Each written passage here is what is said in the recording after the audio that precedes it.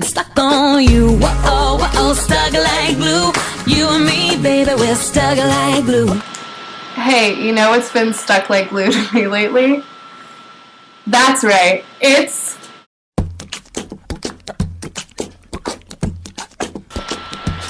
Virginia Clifford! So we wanted to start our conversation tonight talking about Ulmer's idea of stickiness and Tumblr, because we think that Tumblr is almost the perfect platform to conceptualize the idea of stickiness, especially in the way that we have been currently using it.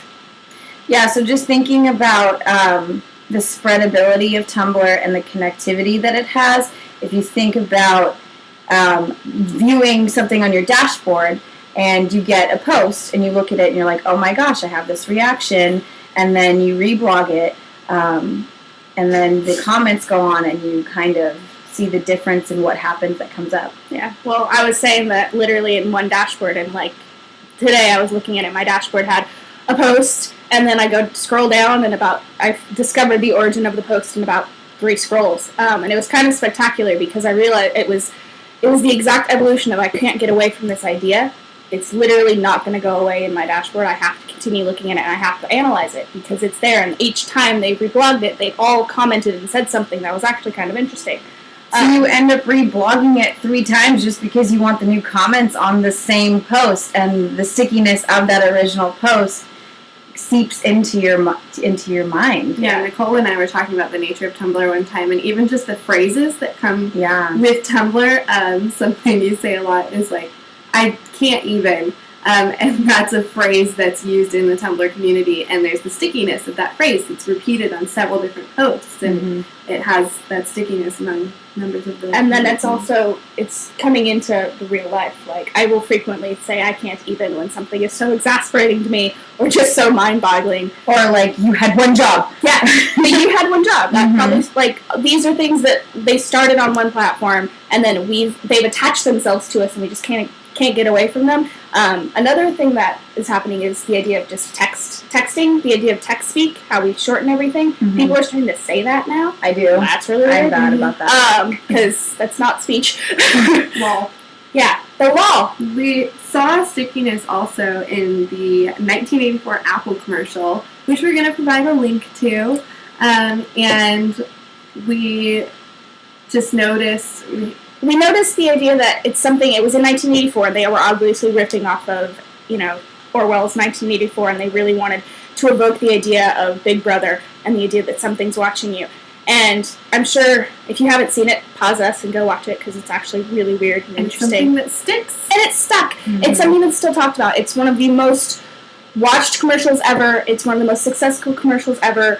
It kind of redid the entire idea of the Super Bowl commercial. So just the idea of what it has done has changed completely how we view commercials, how we view products. Because one of the main things, and you don't know what it's for pretty much the entire commercial. Until Apple says, Apple has, we're introducing the Macintosh.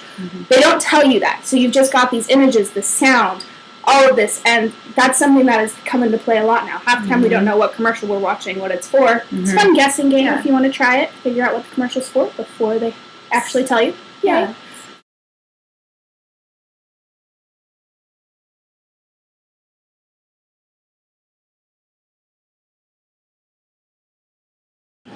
So this quote is alluding to the artificial memory of television, which is something that I think we can see a lot in TV. So TV sort of, rather than playing on things that you might know, they play on your cultural knowledge. And so you have built up in your mind this cultural memory, and that's what TV shows are often playing to. The idea that you probably have some background information stored up that's going to make you get these specific jokes or references.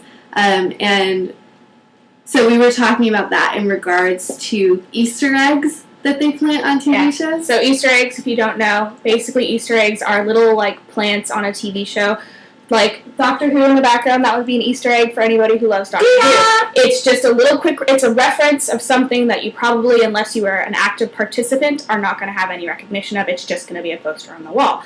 Whereas anybody who understands that, they're going to immediately have a response. They're going to engage a lot more with what they're watching. They're going to have that punctum reaction and want to keep watching it and want to share it with their friends. And we see also this shareability come across on Facebook, and that we're sharing so much, but we don't have this drive to get that knowledge that you were talking about originally, you know? Yeah, and so you want to share things with your friends that you know that they're going to have a cultural background of, not something that's going to contribute new knowledge. And so the problem of theorizing about videos, about television, about media, is that we have the goal of creating an entirely new memory bank for this information, and maybe unfortunately right now we're sort of selectively storing things that will help us to understand future, say the next episode of a television show, rather than storing things that may be a little bit more important or a little bit more useful for other areas of life. So thinking about what Carolyn was saying about memory and the fact that we don't store useful information or knowledge that instead of what we pull from TV, and thinking about how we don't really store much of any knowledge now, and how we use the cloud, we use our smartphones, we use Siri to tell us where to go, we don't know anyone's phone numbers, and thinking about how that's changed from before we had these technologies, these advancements to enable us. We always had to stick to memory. We always had to retrieve that knowledge from our memory. Yeah, you used to, when you had a conversation with somebody, you used to work it out, figure out problems that you couldn't figure out, but now you use Google. Like, we want to know what a camel's hump did yesterday, and instead of trying to figure it out on our own, we Googled it, and it was really useful, but we didn't have to have that knowledge stored in our memory bank.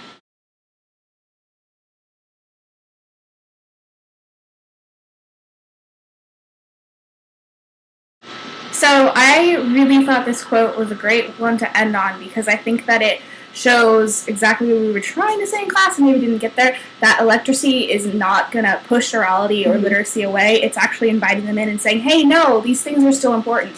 The first thing that came to mind when I thought about this was Obama's speeches when he was running originally in 2008. Everyone kept saying he was an amazing orator. He just knew how to speak. That's the first thing I remember hearing about him from my grandmother. She's like, have you heard this Obama guy? He can speak really, People can really entirely well. disagree with him and they'll still say the same thing. Yeah. So his speeches, both on a literate level and on an orality level, are something that is very, very important. And then he is one of the people that originally started using social media to get votes. He really understood the fact that this is something that we're going to have to work towards. Also, he's one of the first to really go on TV shows as a president once he became elected as a public figure, and showing himself still, even after he got elected, in that realm of illiteracy. So he had social media, he had speeches, he had TV shows as well. And you can kind of relate it back to this. One of the reasons that people kind of disliked Romney is because he wasn't as great of a speaker. He kind of stumbled over his words. He would go back on what he would say. And that's not saying that he necessarily believed all the things he was saying. It's just that he didn't have the presence, and he didn't have that skill and orality that Obama does. Right. So orality and literacy are just as valuable to us in the electracy age, in the electorate age, as it was before that, as it was a long time ago. We still recognize good rhetoricians, and we still praise them, and we still value them above sometimes people who are, well, often above people who are good at using social media, above Kanye's tweets. We often praise those who are good orators. Right, and so even though we end up spreading the ones who aren't as great or the entertainment value, we forget those people just as easily versus, like you guys are talking about, we remember the rhetoricians way better than those immediate entertaining meme spotlight people. Going along those lines, we were kind of talking about it in class too, how we still make people learn how to present. We still make sure that people can speak. It's something that's really important to try and remember every time you say don't say I know, I do it a lot. It's kind of a thing, but we're trying to get those words, those fillers out, because it does lessen the meaning of what you're saying. It undermines you in front of an audience when you have to perform. You have to make or break kind of what you're trying to say to them, and you're going to lose somewhat of that hold on their attention if you have that break in your train of thought. Yeah, so electricity can almost be about taking the best parts Mhm. of orality and literacy and combining them into a new medium.